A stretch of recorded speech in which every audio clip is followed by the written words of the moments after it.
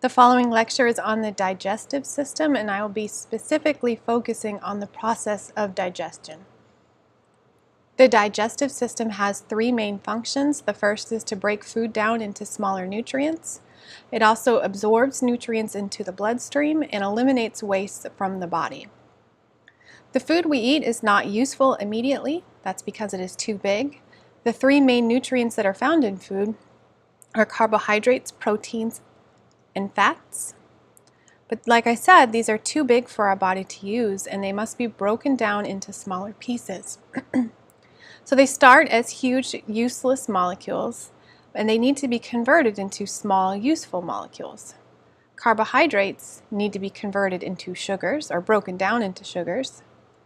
Proteins need to be broken down into amino acids, and fats need to be broken down into fatty acids. And this process is digestion. Digestion is the breakdown of food into smaller nutrients, and there are two main kinds of digestion: mechanical and chemical. Mechanical digestion is when food is physically broken down by cutting, tearing, and slicing. An example is when you use teeth to chew your food. Chemical digestion is the breaking down of food using chemicals like acids and enzymes. An example would be the process that occurs in the stomach. The digestive system includes many different organs: the mouth, esophagus, stomach, small intestine, large intestine, and the rectum. And it also includes organs that are considered accessory organs, like the salivary gland, epiglottis, liver, gallbladder, and pancreas. Digestion starts in the mouth, and both mechanical and chemical digestion occur there. For mechanical digestion, the teeth tear and mash food into smaller pieces, and for chemical, saliva moistens and digests the foods using enzymes. Saliva is produced by the salivary glands. There are three salivary glands that surround the mouth, and they contain enzymes that break down carbohydrates into sugars.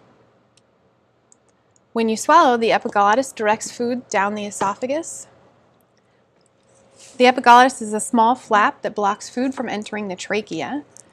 So you can see the trachea is the tube in the front, and the esophagus is the tube in the back, and the epiglottis is a little flap that covers them. Choking is caused when food enters the trachea. Food will then move down into the esophagus.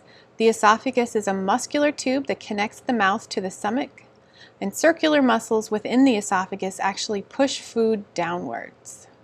That's a process that's called peristalsis. Digestion will continue in the stomach, and both mechanical and chemical digestion continue here. That should say stomach, not mouth. Mechanical digestion, the stomach will squeeze and churn the food. And chemical digestion, acids and enzymes turn food into liquid form. Food will then enter the small intestine in liquid form. The small intestine finishes chemical digestion and then absorbs the nutrients into the blood. Other organs will help produce enzyme that helps with the chemical digestion.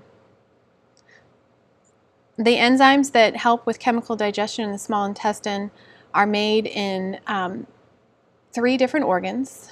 The small intestine is one of them, but also the liver and the pancreas. The small intestine makes enzymes to digest starch and fats.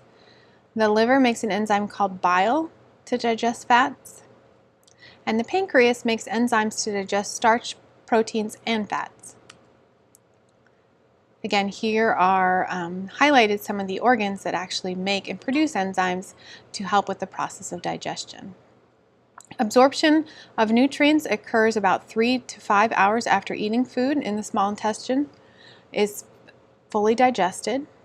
The small nutrients can now be absorbed into the bloodstream, so they move from the small intestine into the blood by crossing through the walls of the intestine. The intestine is designed to help with absorption. The small intestine has millions of tiny folds that are called villi, and they make the surface area of the intestine much greater.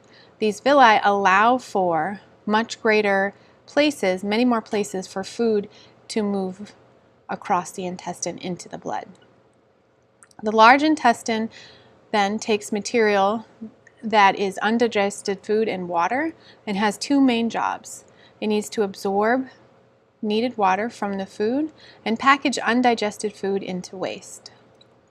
The rectum is a short tube right below the intestine. It will compact the waste into solid form. When there's enough waste, the waste is passed from the body through an opening called the anus, and that would be the end of the process of digestion. So again, the digestive system includes the mouth, esophagus, large intestine, rectum, stomach, and small intestine, and accessory sort of helping organs, the liver, gallbladder, pancreas, epiglottis, and the salivary glands. And that will do it for digestion.